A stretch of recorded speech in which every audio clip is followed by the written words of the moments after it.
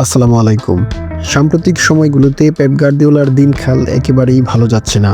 ভালো যাচ্ছে না ম্যান সিটির সাম্প্রতিক সময়ের পারফর্মও। তার কোচিং ক্যারিয়ারের বার্সা কিংবা বায়ার্ন মিউনিখ কোথাও এমন বাজে অভিজ্ঞতার মুখোমুখি হতে হয়নি। একটানা ৩ ম্যাচে তার দল জয়হীন থাকেনি কখনো। সেই কোচের দলই কিনা ৯ ম্যাচ পরাজয় বরণ করেছে। তার এই অবস্থা থেকে পরিত্রাণ পাওয়ার জন্য সম্ভাব্য সবকিছুই করার চেষ্টা করেছেন, যার সবশেষ সংযোজন আর্জেন্টাইন তারকা ক্লদিও এচেবেরিকে দলে অন্তর্ভুক্ত করা। অথচ একটা সময় আর্জেন্টাইন এই তারকাকে লুনে স্প্যানিশ ক্লাব জিরোনায় পাঠানোর পরিকল্পনা ছিল ম্যান সিটির। সেই পরিকল্পনা পরিবর্তন করে নতুন বছরের জানুয়ারিতেই তাকে ম্যান সিটি দলে অন্তর্ভুক্ত করার সিদ্ধান্ত নেওয়া হয়।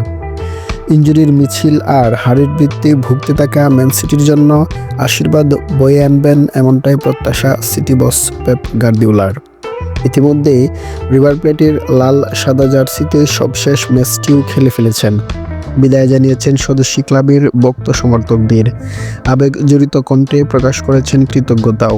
ক্লাব ছেড়ে আসার আগে রিভার প্লেটের হয়ে করেছেন মূল্যবান 4টি গোল ও 6টি অ্যাসিস্ট। বাজে সময় পার করতে থাকা রিভার প্লেটকে লিগে ৫ম স্থানে নিয়ে আসতে বড় অবদান রেখেছেন এই তরুণ তুর্কি।